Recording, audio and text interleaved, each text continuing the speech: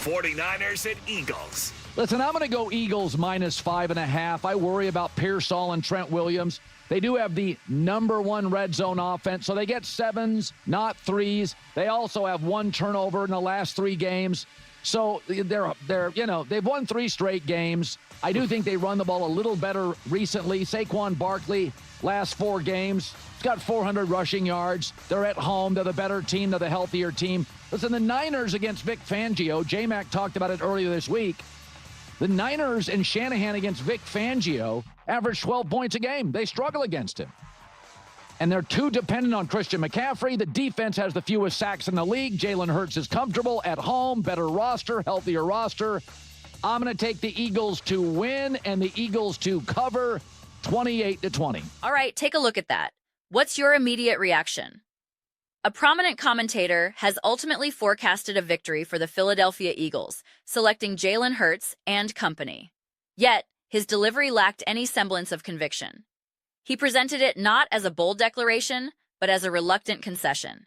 His sentiment essentially boiled down to, well, Jalen Hurts isn't the league's worst quarterback, and the Eagles' coaching staff isn't an utter disaster, so, I guess.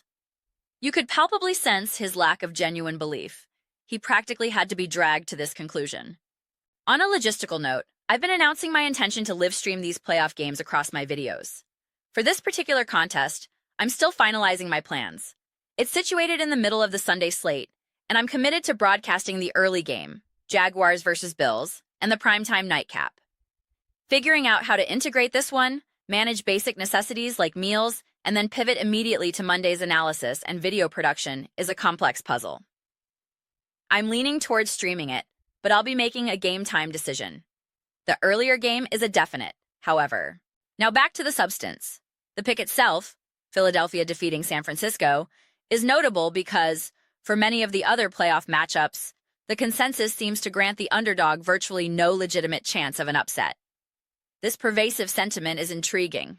However, that blanket dismissal is not the prevailing view for this Eagles-49ers clash. I contend this discrepancy reveals more about a profound lack of faith in the Philadelphia Eagles than it does about any overwhelming belief in the 49ers. The commentator's halting, unenthusiastic delivery is textbook evidence of this dynamic. It was the verbal equivalent of a shrug.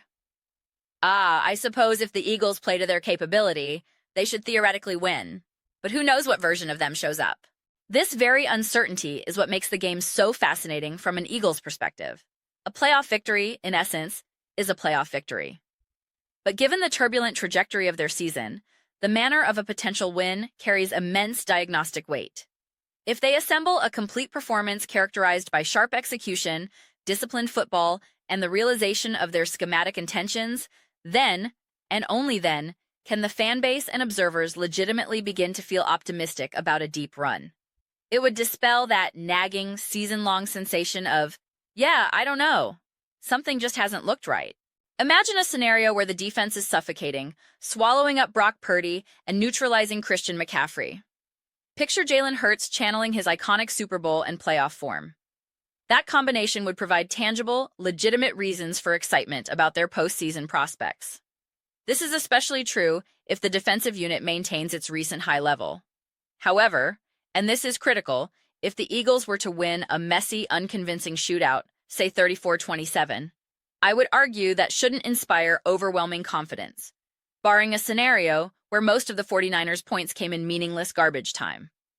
A contest resembling the recent chaotic Bears-49ers game would be alarming, not reassuring. To truly feel, this team can win the Super Bowl, the foundation must be a dominant, assertive defense. They are facing an elite offensive architect and a potent offensive system.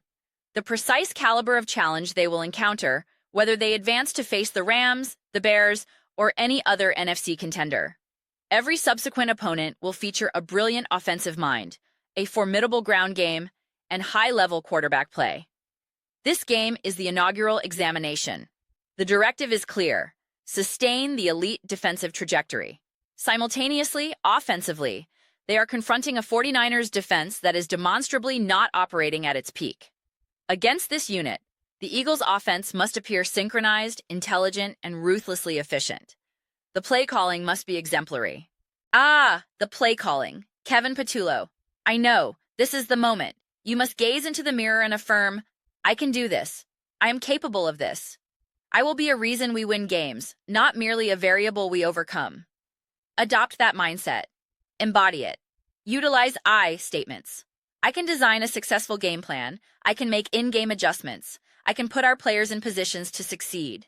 Demonstrate that capacity in this contest. Yes, it's the playoffs. A 13-10 victory where Jalen Hurts throws for only 97 yards and 0 touchdowns would likely trigger mass hysteria in the discourse. I understand the superficial concern. One could retort, but they didn't light up the scoreboard against Green Bay last year in the divisional round and still embarked on a championship run. There are key distinctions. First, there was a substantially higher baseline of trust in that team's overall identity. Second, Hurts was returning from a concussion in that game. Third, and most importantly, I actually believe the Eagles played a perfect offensive game against the Packers given the circumstances. It's a contest often cited incorrectly as an example of offensive struggle. Upon reviewing the film, utilizing analysis from experts like Brett Coleman, it becomes clear the Packers' coverage was exceptional, and receivers were simply not open. Hurts' decision-making was flawless. He took what the defense gave him, managed the game impeccably, and executed a winning formula. That is a skill.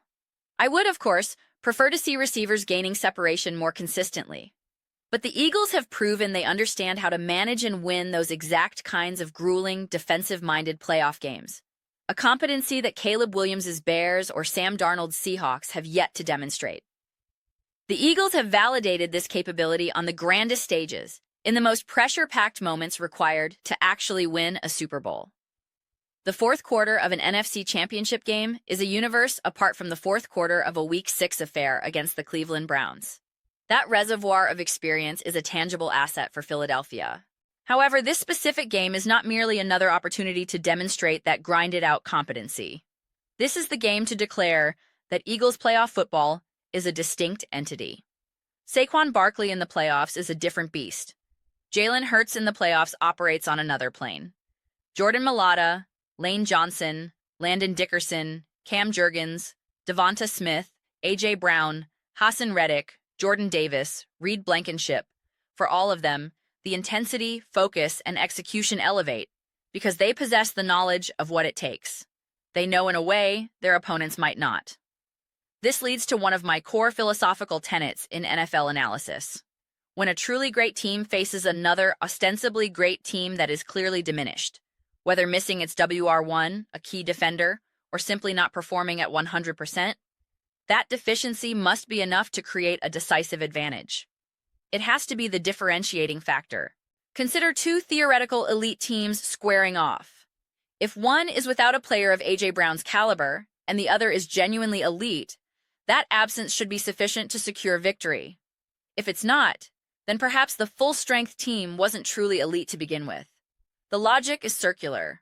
If you cannot defeat a team when it's compromised, how can you realistically expect to beat them when they're at full strength? This principle applies directly to the current 49ers. They are navigating significant issues, both in performance and potentially health. For the Eagles, that must be enough not just to win, but to impose their will. It's an opportunity to send a message. Things are different now. You do not want to face us. You have it twisted. You are not locked in here with me. I am locked in here with you. This is the moment for Philadelphia to assert its identity. While upsets may abound elsewhere in the wild card round, a number 7 seed over a number 2, a number 6 over a number 3, the Eagles have the chance to be the sole powerhouse that decisively takes care of business.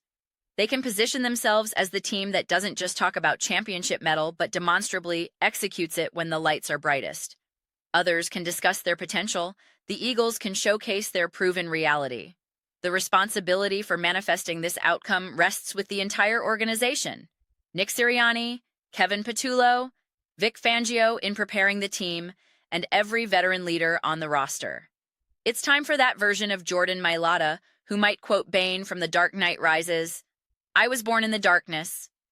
It's time for that collective elevation, that tangible shift in demeanor that signals, yes, it's different now. So, while the commentator may have picked the Eagles through gritted teeth, implying a straightforward win, The path is far more nuanced. It's a test of pedigree, a chance to leverage opponent vulnerability, and an opportunity to reignite the formidable playoff aura they've cultivated. The stage is set. It's up to them to decide the narrative. Those are my comprehensive reflections. I am eager to absorb your perspectives. What is your analysis of the Philadelphia Eagles' positioning against the San Francisco 49ers? The commentator's pick suggests a belief in their simple superiority. Do you share that view? Let me know your thoughts in the comments section below. I engage with every single comment.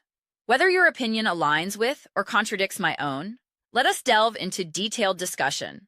Let us engage in passionate debate, but ultimately, let us derive enjoyment from the intellectual exchange. Please consider subscribing. We are actively constructing a remarkable digital community and would be thrilled to have you participate. My objective is to forge a space where we experience a genuine sense of connection and shared enthusiasm for the sport. I believe we are making significant progress toward that goal. Additionally, please remember to apply a positive rating to this video, as this action substantively assists with content visibility within the platform's algorithmic systems. Thank you very much for your time and engagement. I look forward to our next interaction.